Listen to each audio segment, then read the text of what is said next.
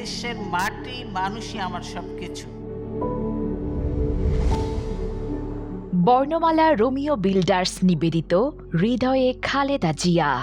আসলে আপনার ম্যাডাম জিয়ার এই মৃত্যু এত আমাদের আগামী 12 তারিখ জাতীয় নির্বাচন, 12 ফেব্রুয়ারি, তার এই নির্বাচনের আগে তার এই মৃত্যু আমরা কোনোভাবেই মেনে নিতে পারছি না। এর জন্য সমগ্র জাতি আজকে শোকাহত এবং তার এই শোকের তার প্রতি শ্রদ্ধা জানাতে আমরা বরিশাল মহানগর বিএনপির পক্ষ থেকে আজকে তার কবর জিয়ারতের উদ্দেশ্যে এখানে এসেছি। তো আমরা সবাই চেয়েছি যে অন্তত ম্যাডাম আমাদের এই জাতীয় নির্বাচনটা তার নেতৃত্বে আমরা এই নির্বাচনটা শেষ করি, কিন্তু আল্লাহ তাআলার সিদ্ধান্তের উপরে কারো হাত নাই। তো এই কারণে এটা তো আমাদের সবাইকে মেনে নিতে হবে।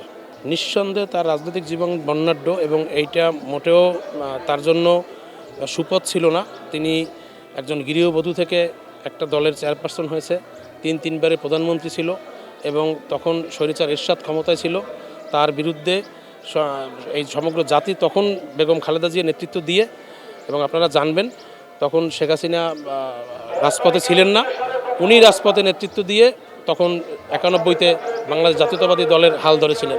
জিয়াউর রহমান সাহেবের মৃত্যুর পরই বাংলাদেশ জাতীয়তাবাদী দলের নেতাকর্মীদের ব্যাপক চাওয়ার পরিপ্রেক্ষিতেই উনি গৃহবধূ থেকে রাজনীতি এসেছেন। আসলে স্বৈরাচার বিরোধী আন্দোলনে ওইখানে এরশাদের সাথে অনেকেই আপোষ করেছেন, কিন্তু ম্যাডাম জিয়া উনি কখনোই এরশাদের সাথে আপোষ করেন নাই এবং উনি রাজপথে ওই সময় যে কোনো ত্যাগ স্বীকারের জন্য প্রস্তুতি নিয়ে সে রাজপথে ছিলেন বিএনপি নেতাকর্মীদের উজ্জীবিত করার জন্য। বিস্তৃত এখানে তো ওই সময়ের যত ভিডিও ফুটেজ, পত্রিকা ডিটেলস এগুলো দেখবেন আপনারা। সবসময় উনি ম্যাডাম জিয়াই মূলত স্বৈরাচার বিরোধী আন্দোলনের নেতৃত্ব দিয়েছেন। আসলে আপনারা দেখবেন যে ওই সময় শেখ হাসিনার কার্যক্রম দেখবেন আর ম্যাডাম জিয়ার কার্যক্রম দেখবেন। ওই সময় হাসিনা চট্টগ্রামে সে বলছেন যে জোটে সে যাবেন না, কিন্তু সে পরবর্তীতে জোটে গিয়েছেন এবং ম্যাডাম জিয়া ঢাকা শহরে যেই মিছিলের নেতৃত্ব দিয়েছেন ওই মিছিলেও শেখ হাসিনা থাকার কথা ছিল, কিন্তু তিনি শেষ পর্যন্ত সেই মিছিলে থাকেন নাই এবং সেই মিছিলে শেখ সেলিম সহ আওয়ামী লীগের অনেক নেতাকর্মীরা বেগম খালেদা জিয়ার নেতৃত্বেই সেদিন মিছিল করেছিলেন। আসলে 91 থেকে 96 মেয়াদে আমরা যেহেতু বরিশালের মানুষ, আমাদের বরিশালে ব্যাপারটা আমি আগে বলবো। আমাদের বরিশাল বিভাগের পিছনে একমাত্র রূপকার এই বেগম খালেদা জিয়া।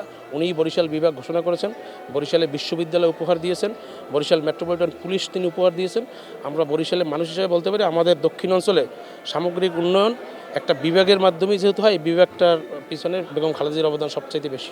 হ্যাঁ, এবং উনি সর্বপ্রথম নারী শিক্ষার বিষয়ে উনি ইন্টারমিডিয়েট এসএসসি পর্যন্ত উনি নারী শিক্ষাটা ফ্রি করেছেন এবং রাষ্ট্রপতি শাসিত সরকার এটা বাদ দিয়ে সংসদীয় গণতান্ত্রিক সরকার সে প্রতিষ্ঠা করেন। আপনারা খুব ভালো করেই এটা অবগত আছেন, 96 থেকে 2001 আওয়ামী লীগের এই শাসন আমলে সারা বাংলাদেশের সে সন্ত্রাসের নৈরাজ্য কায়েম করেছিলেন এবং ওই সময় বেশ কিছু গডফাদারদের নাম সবাই জানে, যেমন ফেনীতে জয়নাল হাজারী ছিল, বরিশালে দক্ষিণ অঞ্চলে আবুল হাসনাত আবদুল্লাহ ছিল, নারায়ণগঞ্জে শামীম ওসমান ছিল। তো এরই পরিপ্রেক্ষিতে যখন বিএনপি 2001 থেকে 2006 ক্ষমতায় ছিল, খালেদা জিয়া সর্বপ্রথম সারা বাংলাদেশের সে সন্ত্রাস দমন অভিযান থেকেই সে কিন্তু সন্ত্রাসের একদম মূল উৎপাদন করে ফেলেছে এবং 2002 সালে সারা বাংলাদেশে অপারেশন ক্লিন আউট হয়েছে।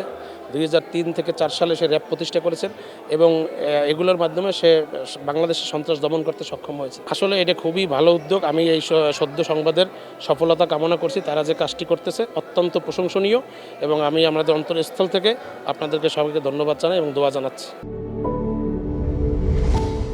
বর্ণমালা রোমিও বিল্ডার্স, জন্মই যার সৃষ্টিতে।